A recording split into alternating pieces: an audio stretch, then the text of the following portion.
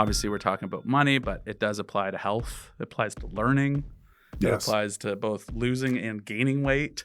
It applies to losing and gaining muscles, right? Like, so anywhere where growth or, I guess, destruction is at play. In this episode, we're going to talk about why the concept of compounding is so important to personal finance. Hi, everyone. I'm Nate. This is Matt. And you're listening to Money Questions. Today, we're going to talk about compounding, but maybe just to get back to why we do the show. We do the show because there are concepts, there are ideas that are integral to personal finance, and they're often presented in a really boring way. And so we're trying to bring some reality and some just joie de vivre. Some casual conversation Yes. on the topic of finance. There's the concept of the magic penny versus $1 million. And I was sitting bright and early in front of the fireplace with my 9-year-old this morning, and I asked him, if someone offered you $1 million or a magical penny that doubled every day for 30 days, a month, which would you take? And I torture my kids a little bit with pranks and jokes. And so he knew immediately something was up. And so he said, I'm going to take the penny because that doesn't seem like the obvious choice. And I feel like I'm training him well to look past the obvious. But yeah, it's the idea that a penny doubling every day doesn't sound like it can get very big versus $1 million that encapsulates the concept of compounding. Absolutely. Right? Because... So after 30 days, right. What does that penny turn into, Matt? A penny after 30 days turns to $10.7 million, right? So $10.7 million versus $1 million, that's a no-brainer, right? You take the $10.7 million, but it underscores the fact that compounding is a difficult concept for most people to grasp. Absolutely. Right? Because what's the biggest determinant of sort of compounding? Well, one of them is definitely time. When did that penny sort of start turning into something meaningful? In day 10, 20? Yeah, well, I mean, even a weekend, like it's pretty unexciting. You still want the million. Yeah, you still want the million by the end of the first week. You've already spent the million in your head. Absolutely. Yeah. And by the end of the second week, you still want the million. You don't even hit $1 million until the last week, right? And so... again, that ties beautifully into people saving for the long term because, we get young people coming to try and save for retirement or a home or whatever. And, after year 5, it doesn't really feel like you're getting anywhere. That's right. And, that can be very frustrating for people. And I think that's why a lot of people just give up. It's really hard in sort of the busy everyday life of the average household, like to envision what things look like 3 years, 5 years, 10 years, 20 years, 30 years out. Like there's a lot of moving parts to that. And the compounding growth of wealth as well as the compounding nature of debt doesn't really bear its ugly head. Unless you experience it or take it out into the future. Yeah. Even if someone were to sit down with you and explain the magical penny, and and explain compounding, a lot of people still probably take the $1 million. Anyways, into compounding, what it is, I mean, the definition is essentially it's growth's growth on top of growth. Said a different way, it's your money's money making money. Right? In terms of finance, in terms of people or population, it's your babies having babies, right? This is the concept of compounding and how it grows. I mean, a direct experience with compounding, recent experience. We don't usually kind of date these episodes in any ways, but I think it's... Are we talking about COVID now? Yeah, I think it's worth... I think it is worth... viral compounding. Totally. Viral compounding. Absolutely. We go from one case to hundreds of thousands of cases to millions of cases around the world very quickly. And it's just interesting to note that we're the day before St. Paddy's Day here in March 2025.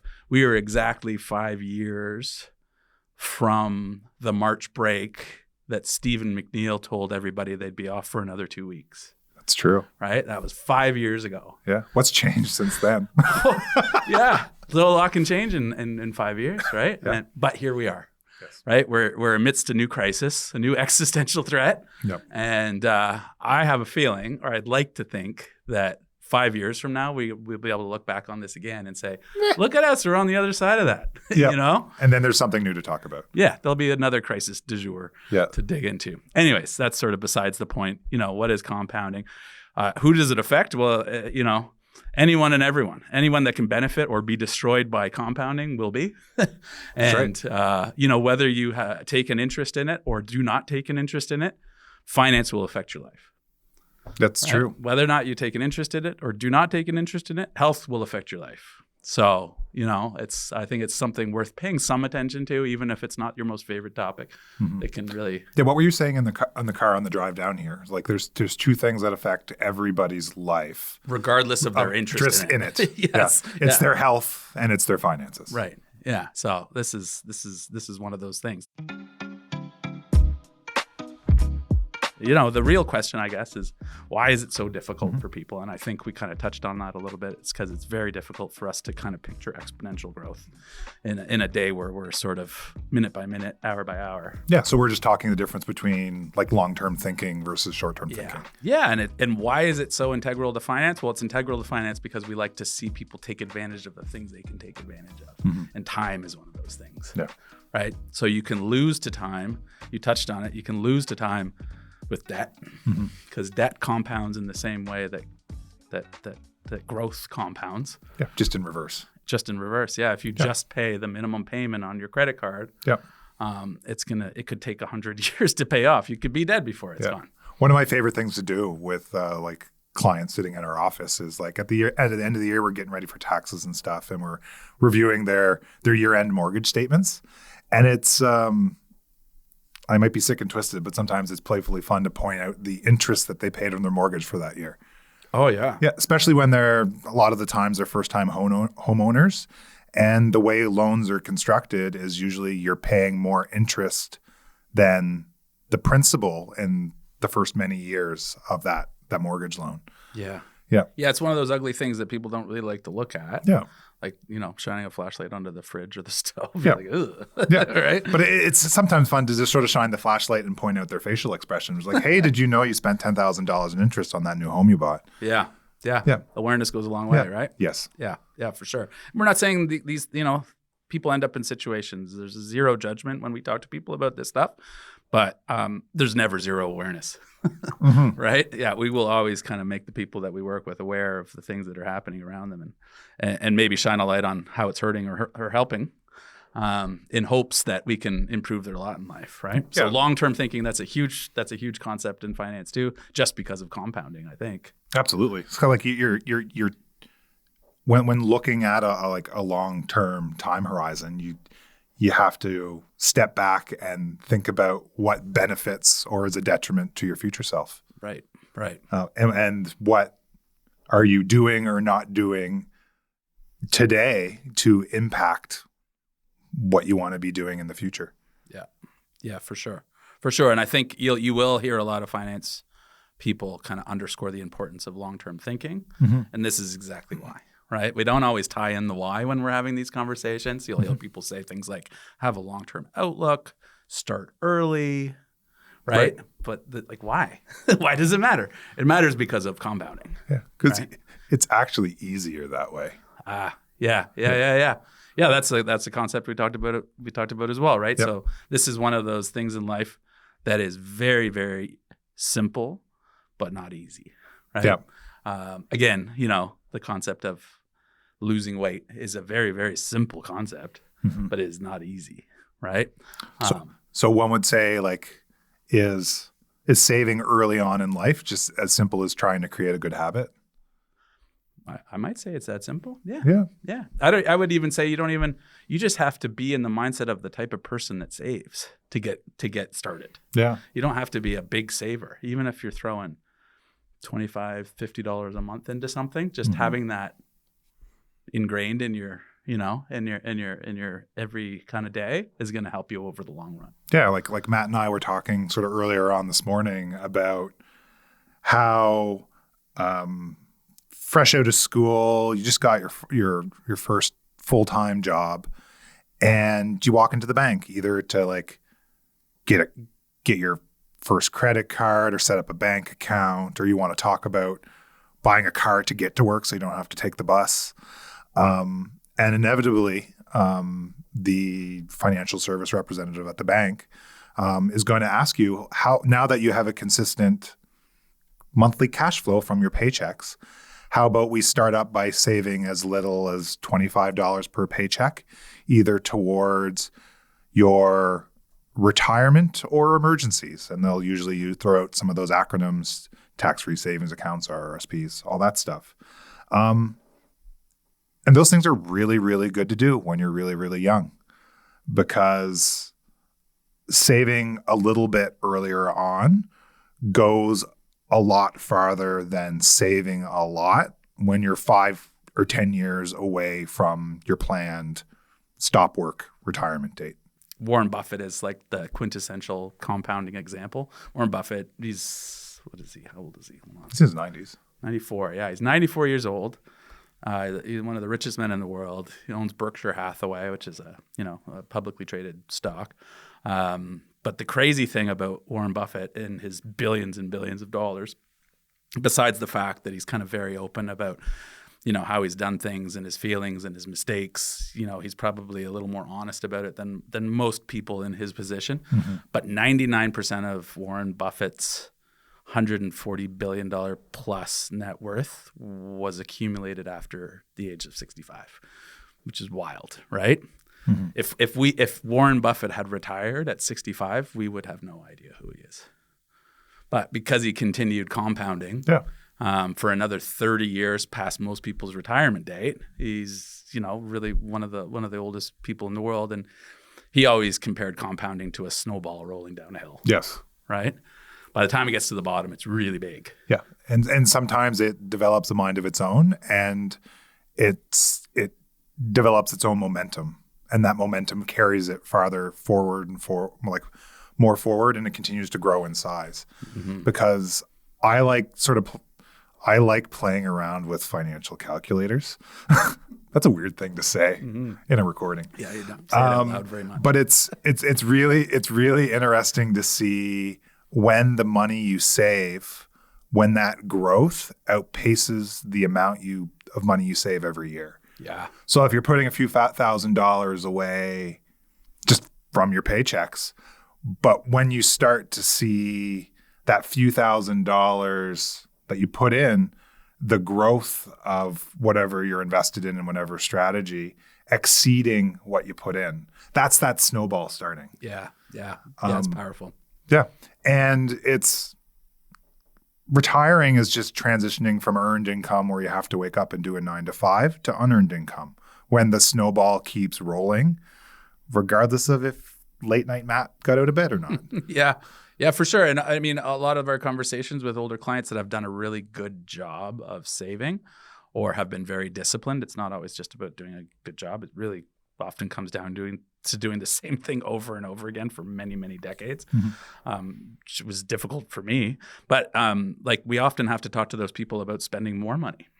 That's right. Right? Because they have too much money and they're in their 80s and they have loved ones and they're not spending enough money because the same qualities that push them to put all those dollars away prevent them from spending those dollars. Mm-hmm. But all those dollars sitting in an account are wasted memories and opportunities, and I really have a hard time trying to push those clients towards spending. Yeah. Right. And I guess this is just sort of like, for me personally, or something I share with individuals I talk to about finance, it's just sort of divvying up the money comes into your bank account monthly. You want a portion of it, usually a third, to cover off your basic needs of keeping a roof over your head and building an emergency fund.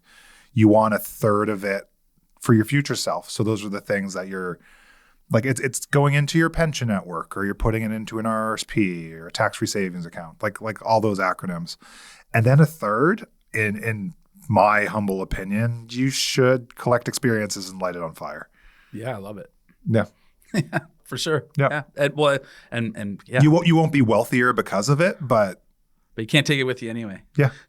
Right? Yeah, totally. My dad likes to joke that the last check that he writes is going to bounce, right? Because he's going to be dead and he doesn't care. Yeah. Right? Yeah. So his problems become someone else's problems. Yeah, I'm all for it. So I hope you're not his executive. No, I'm not. Oh man. Yeah. Well, Warren Buffett says the trick to compounding is just having a very long hill to roll your snowball down. Everyone's parents and everyone's grandmothers tell them, don't carry a credit card balance month to month, because that's one of the most expensive ways to borrow money. Credit cards, staying in overdraft in your bank account for too long, like those are high interest rate options to borrow money. Like they're set up in a way for short-term borrowing if absolutely necessary, but it's not the appropriate thing to use for carrying debt over an extended period of time. Mm-hmm. Yeah, I just pulled up so Credit Karma's got a pretty good credit card calculator. Credit Karma, for anyone listening, has got all kinds of cool free tools for individuals. But like you can have a credit monitoring through Credit Karma so that you can kind of track your credit score. Just gives you an idea of where you're doing well and where you could do better. But they have a credit card kind of calculator there, and just for fun, I plugged in a $20,000 balance owed with an estimated interest rate of 20%. Most credit cards are higher or lower than that, but so it's not totally out of the realm of possibilities. But a minimum payment on that could be roughly $400, and if you did that, it would take 109 months to pay off that debt. That's 9 years, right? And at the end of 9 years, you would have paid back your $20,000 principal, but you would have also paid $23,000 in interest, so double the interest, right? Yeah. So yeah. So your future self is benefiting by achieving self-gratification, right, or emergencies that just weren't planned for. Like you're covering, like you're using your credit card because you have to put food on the table, or you just didn't have enough work this month. Another way, or another example of talking about debt compounding is buying a car. Most people at some point in their life own something with four wheels. So like I'm just playing with a calculator here in front of me because like that's what we do apparently. Let's say you take $40,000 and you get a car loan for $40,000. That's right around the entry point of a new car nowadays. And let's say to make the monthly payments affordable, you stretch the loan over 7 years. That makes your monthly payment $605 before all your insurance and stuff like that. At 6.99%. Which would be a great rate today. Yeah. Right? Yeah. So like at that rate, over the course of those 7 years, you pay back your $40,000, but you also pay a little over $10,000 in interest. So that car that you bought for $40,000 and you're now deciding to road trip it to Montreal, it's actually going to, over the course of its life, hopefully, like it's going to cost you $50,000. So those are the things that a lot of people do, but at the same time, you should be aware of the total cost of making like a big ticket purchase, because laws have changed where these numbers are front and center, but I still find a lot of people ignore them because like when you buy a new car or a used car, on that sales record, usually about halfway down, it shows you the cost to finance over a period of time as a number, as that $10,000. So look at it, pay attention to it, and figure out how important that is to you and if there's a better use of your money. Yeah, that's fair. And I think, unfortunately, like the salespeople that you're dealing with are often trained to have you focused on the monthly payment. The monthly payment, right? Not the total cost. It's unlikely they'll draw your attention to the monthly cost. Yep. You'll sign off on it at some point when you make one of 15 signatures to buy said car. That's right. And you know what? If you have to pay interest, you have to pay interest. Like, sometimes you got to do what you got to do. When it comes to a home, you want to get into a home. The only way to do it, like, no one's coming up with $500,000 without borrowing some money. I shouldn't say no one, but the vast majority of people. Yeah. So going back to the car loan example, yeah, if you challenge yourself to pay down that 7-year loan over 5 years at the same interest rate, your payment goes from $600 a month to $800. But over the course of the loan, you're spending $7,000 in interest, not 10. Yeah. 30% less isn't nothing. Yeah. Yeah. And this is compounding in reverse. So let's say you pay off that car loan in 3 years. You're paying $1,200 a month, same interest rate. It's paid off in 3 years, and you're only spending $4,000 in interest. Right. So that's why, like, trading in a car and getting good value for it, trying to put a large down deposit on a car, and keeping the loan amortization is important.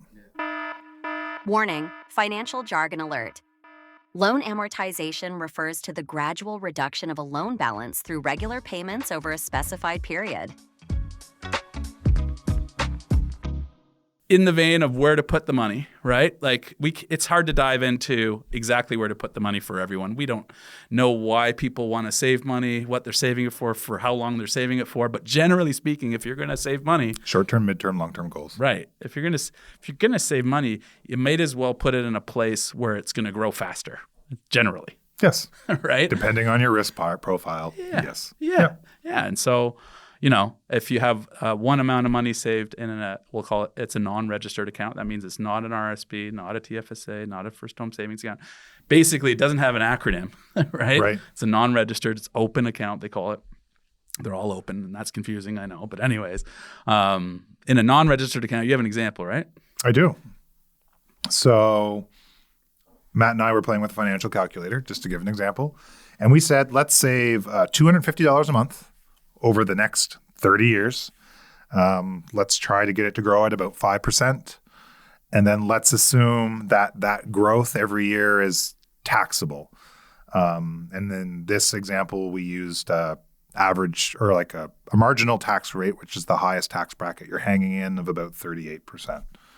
So that $250 a month over 30 years grows to $147,000, which is a good chunk of change for our much older selves. Right. And we talked a little bit about, so that 30 years represented, how many months? That represented 360 months, right?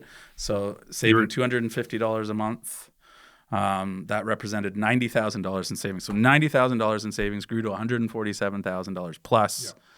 At a conservative, like 5%, it's relatively conservative, right? Yeah. So let's look at the same scenario, but let's defer or eliminate all the tax interruptions.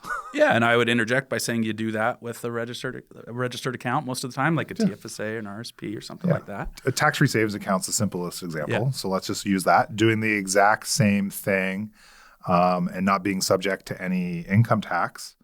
The same $90,000 in savings at the same 5% interest rate, it's worth about $205,000. So we're talking about a $55,000+ difference in just using the appropriate vehicle based on your financial objective to sort of grow your savings. Yeah, literally telling someone, oh no, put it on that shelf instead of that shelf, and making them $60,000. We do that. Yeah, exactly. I don't know. It's pretty sweet, really, at the end of the day. Yeah. Again, very simple, but not always easy. Right. Yeah. And I guess what we're trying to do sort of as we build out a catalog of these podcasts is to make it easy, make it approachable, and make it as simple as, hey, use that shelf instead of the other shelf. Yeah. Often what gets people into trouble is searching for that magic pill. Right? If I can just work out twice as much for the next 2 weeks, then I'll lose twice as much weight. The problem is that's going to be really difficult to stick with. And, you know, and some would say it's unsustainable. Well, yeah, Wednesday Matt thinks he can do it, but next Friday Matt's like, hell no, I'm having the pizza. Right? Yeah, that's what happens. You set yourself up for failure. Yes. Right? And you can do that with your health and you can do that with money. Yeah. Yeah. Yeah. Slow and deliberate. Yeah. That's all we're here to talk about. Yeah. Slowly, then all at once.